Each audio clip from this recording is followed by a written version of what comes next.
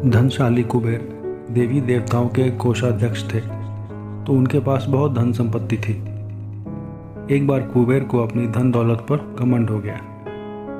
घमंड में ही वह शिव जी को सपरिवार खाने पर आमंत्रित करने पहुंच गए।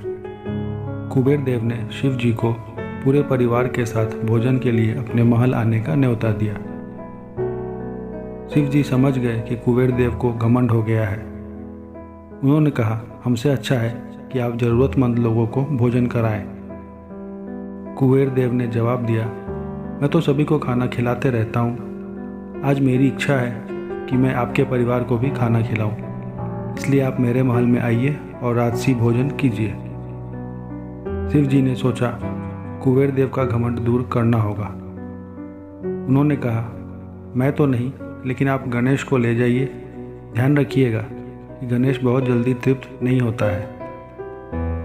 कुबेर देव को अहंकार था। उन्होंने कहा, मैं तो सभी को भोजन करा सकता हूँ, तो गणेश जी को भी तृप्त कर सकता हूँ।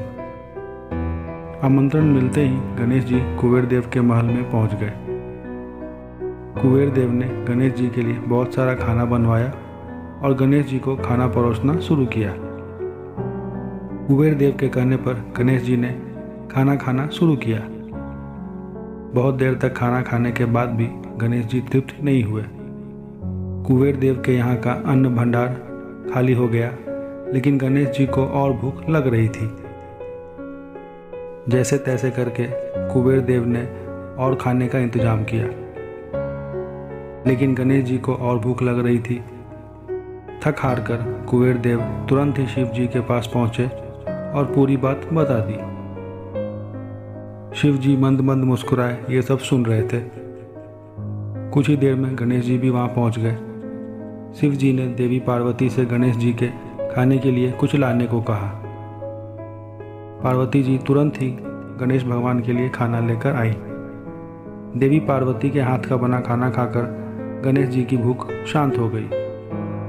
यह देखकर कुबेर देव को अपनी गलती का एहसास हुआ। कुबेर देव ने शिव जी से क्षमा मांगा और कभी घमंड न करने का संकल्प लिया। दोस्तों, हमें भी कभी अपनी धन संपत्ति का घमंड नहीं करना चाहिए। घमंड करने से हमारा ध्यान भटक जाता है और धन संपत्ति का नुकसान होने लगता है।